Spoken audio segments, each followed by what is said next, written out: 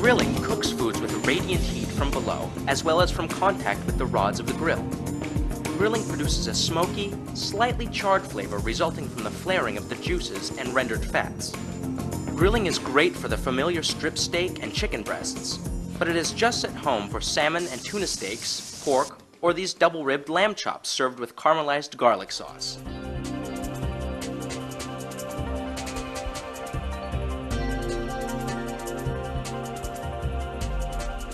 Preheat the grill to a temperature appropriate to the food you're cooking. Use different temperature zones to accommodate your menu selections and service style. Grills, like broilers, need to be continually maintained. Before and after cooking, scour the rods with a wire brush to remove buildup of burnt particles. Then rub the rods with oil to lubricate and season them.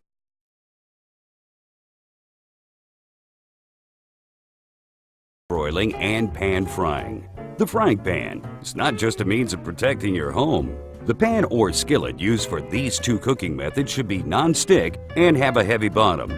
Pan broiling is a flavorful, high-heat way to cook meat in an ungreased or lightly oiled pan. Pan broiling works like oven broiling, with an extra step thrown in. Instead of the oven, the hot pan is the meat's heat source, which lets you keep an eye on the steak while it forms that classic crust. Unlike oven broiling, there isn't a pan to collect the meat's drippings, so this requires some heavy lifting to pour them off.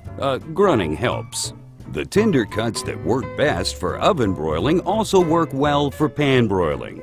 Lightly coat the pan surface with oil and place it over medium heat. You might want to turn on the range's fan ahead of time. If the oil starts to burn, there'll be a lot of smoke, and no one wants to deal with a smoke detector while cooking. Pre-season both sides of the steak as desired before placing in the lightly oiled pan. Cook until seared or nicely browned, about 6 minutes for medium. When it's time to flip, grab your tongs and pour off the fat. Find yourself a spotter if the pan is too heavy.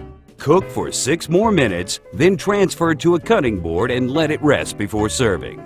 Reward all that heavy lifting with one of the tasty varieties of A1 steak sauce.